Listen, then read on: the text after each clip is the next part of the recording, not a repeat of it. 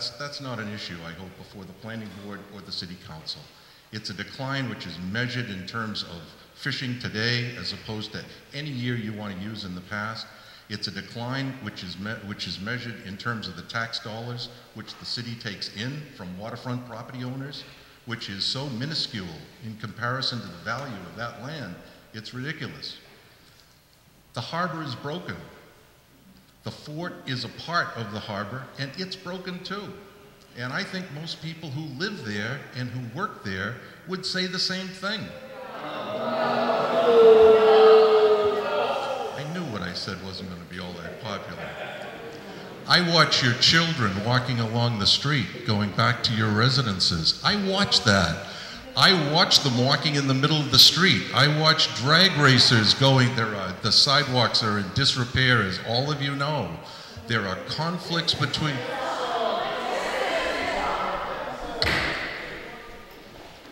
I'm going to ask that the speaker be afforded the courtesy to complete their remarks at any time without comment from the audience. Let's continue. Thank you. The brokenness that I'm referring to has nothing to do with the history of the area. It has to do with the ability of residents and businesses to coexist within a very small distance. It relates to the archaic road system which exists within the fort, which businesses and residents have to deal with. It does deal with roads which, if you were to take them to the state and talk about public works projects, this ought to be at the top of the list. It's a lousy road that goes down Commercial Street. I've only been there for 20 years. I spend most of my daily life there. I don't have all of the experience of Peter Anastas, but I can tell you that I have had 2 trucks come through my window, backing up out of the lot across the street. So it's something that I live with on a day-to-day basis. For every profitable business, and there are profitable businesses in the fort, there's a vacant piece of land. There are properties that are underutilized, undercapitalized, unused completely. And there are people who have come forward with the ability to invest in those properties. And I think the city needs to take advantage of that situation as best they can. I don't know exactly how these zoning proposals are going to come down, but I wanted to provide a little bit of the context that we operate in. And when you take a look at the fort, you need to take a look at what's viable, what's working, what's not working, where the problems exist, and there are a multitude of problems, and then come to grips with how to zone it. I think the current zoning proposal doesn't meet all the needs of the fort. I would be happy to say that. I think there are different things that you ought to be looking for in different properties. Anybody who's been in the fort for any period of time knows that no commercial enterprises by themselves are going at the end of the fort. That a proposal has been brought forward which says there's got to be commercial at the end of the fort. It's not, it's just wrong. That's not the right way to seek development. You need to find development proposals that are going to work, going to fit the property in place. I understand what the city is trying to do, but I think in this case, the public policy is simply going to delay us year after year after year. Finally, I've probably already talked too long. I'm retiring in a couple of months. I've been in Gloucester at the Chamber for 30 years. I have heard this discussion so many times in the past in relation to so many properties. I heard Peter Anastas talking in the 80s against Gloucester land, what was it, Gloucester on the waterfront. Anybody remember Gloucester on the waterfront? Gloucester Landing, a shopping mall on the water. We fought it, we won, didn't we? We won, and here we are 25 years later with a vacant parcel of land. Gloucester has a history of doing this. Gloucester has a history of debating these things to death, and then suddenly people get tired and administrations change and we all go back to our own thing, and the end result is, when all is said and done, the tax dollars that would come out of the most valuable asset that the city aren't coming out of that asset. There are problems with waterfront property today that you can only address by skillful zoning that allow people to use that property to their best ability. Thank you. Thank you. Hold up just a second, Jay. Just a reminder too, if you have the ability, and we can, I think Ellen can provide that too, just a bit of a warning if you hear that is your warning that the 5 minutes is really approaching, because we have a number of folks that said they are indeed intending to speak. Also, just a reminder at this point too, is that I absolutely demand that all the speakers really, really enjoy the civility of this process, and keep in mind too, like it or not, it's an opinion only, and please afford them the courtesy of letting that be expressed. Go ahead, Jay. Thank you, Madam Chairman, members of the board, members of the City Council, Your Honor the Mayor. 3 quick points. Jay Gustafaro, 9 Stocknot Road. I'm also a tenant at the town landing where I tie my fishing boat. 3 points. First of all, we'll start with business, just because I'm following Mr. Costello. There are several viable existing businesses down the fort. I believe that the city should be supporting them first and foremost before we talk about bringing in other businesses to vacant properties. And I heard those businesses say last week that they don't want to see a hotel or, God forbid, condominiums on that piece of property. So I would say to the city and to the boards and the administration, let's support who's there first. They're good, solid businesses, fishing businesses. Then let's talk about something else. Number 1. Number 2, perhaps more important, the residents. The residents down there are saying, we don't want to see a hotel. We certainly don't want condos. It's pretty easy. Let's support them. A procedure already exists in this city called a special permit process. If someone wants to come in and develop one of those properties, they come before the council, they do the special permit process. It's lengthy. That ensures that the neighborhood and the businesses don't get overruled. And then if all are in agreement, they can do their process. No problem. Why change it? We're already there. And one final real quick point. You know, I had a chance to read the proposal last week, and one of the points that really stuck out to me was multifamily housing. That sounds so benign, multifamily housing. Gee, that's kind of like what we already have down there, right?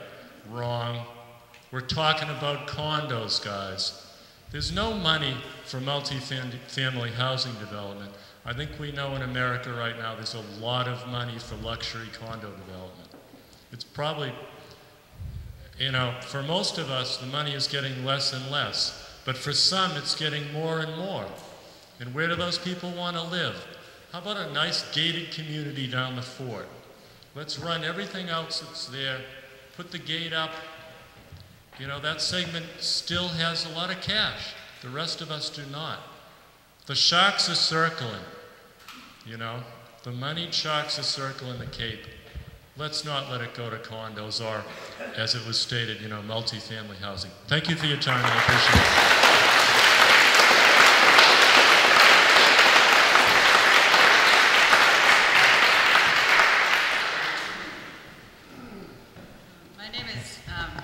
Nelson. I live in Sunset Point Road in Lanesville, and I also apologize for not being here last week.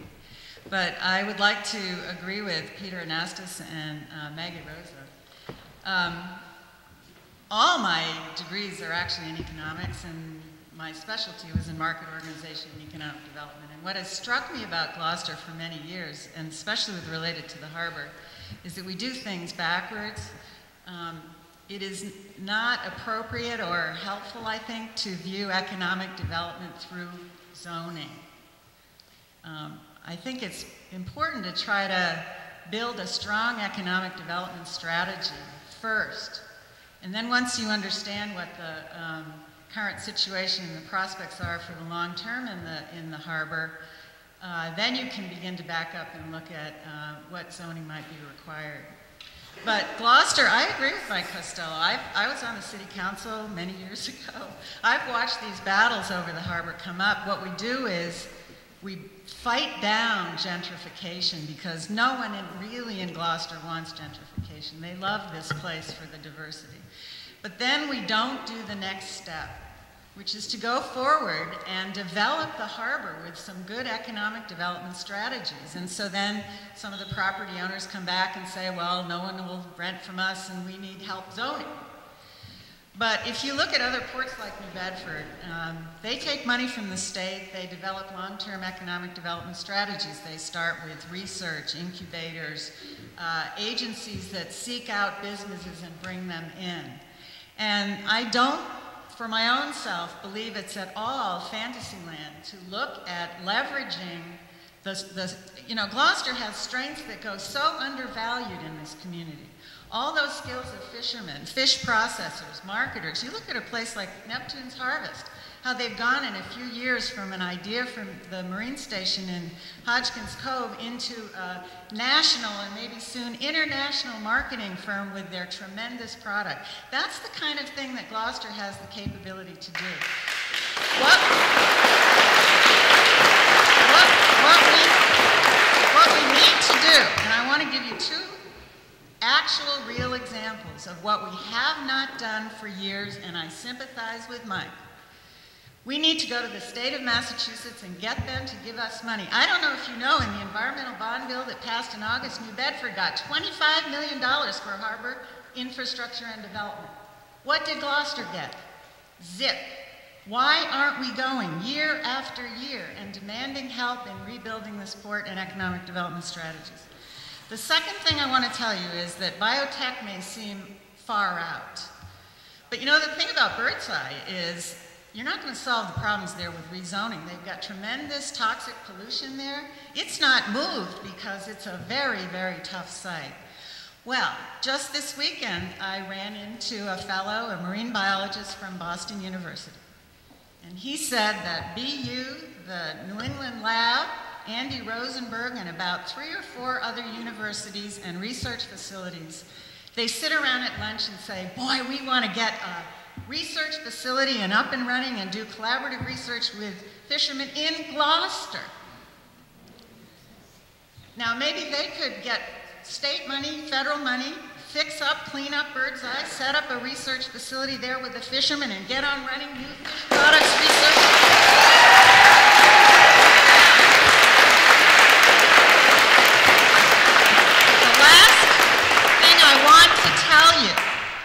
This fellow shoved his business card in my face, said, how soon can Molly Letkovich from UNH, how soon can BU, the New England lab, come up to Gloucester and find a location for what they want to be and bring all their public money?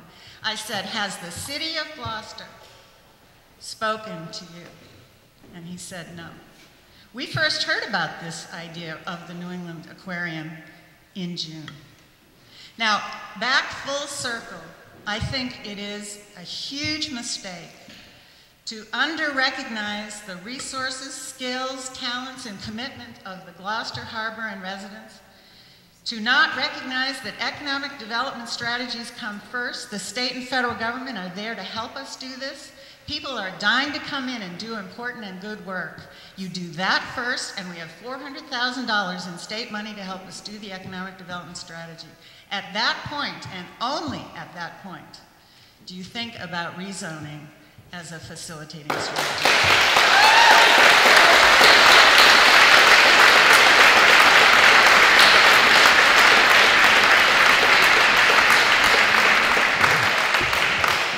Thank you, Ms. Nelson. Mr. Bolger. Phil Bolger. For the record, I have been an independent boat designer working out of Gloucester for over 50 years now. 6 years ago, we decided that there was a problem with the fleet, and we put in, my wife and I have put in 1,400 unpaid hours working on trying to plug a gap in the future of the harbor.